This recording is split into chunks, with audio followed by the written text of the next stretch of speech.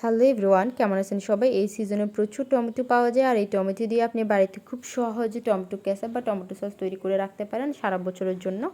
আমি এখানে 1 কেজির মতো টমেটো কিউব কিউব করে কেটে নিয়েছি।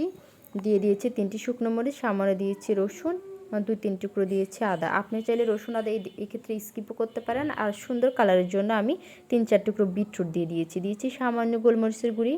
আমি এখানে লবণ দিতে ভুলে গিয়েছি, আপনি লবণ অ্যাড করে দিবেন। এখন আমি 10 মিনিটের জন্য টমেটোগুলো রান্না করে নিব। দেখেন সবগুলো টমেটো একেবারে গলে গিয়েছে। এই পর্যায়ে আমি ব্লেন্ড করে নিব একটা ব্লেন্ডারের সাহায্যে। ব্লেন্ড করার পর দেখেন কি সুন্দর কালার হয়েছে। এখন একটা চাকুনির সাহায্যে আমি ব্লেন্ড করা টমেটোগুলো ছেলে নিব। বাস তৈরি হয়ে গেল খুব সুন্দর পিউরি। এখন একটা ফ্রাই প্যানে আমি পিউরিগুলো ঢেলে দিলাম। যেহেতু আমি লবণ অ্যাড করতে প্রথমে ভুলে গিয়েছি, এখন সামান্য লবণ অ্যাড করে দিয়েছি স্বাদ মতো। দিয়ে দিয়েছি হাফ কাপ চিনি। এখন মাঝারি আছে টমেটো পিউরিগুলো নেড়েচেড়ে রান্না করার পালা।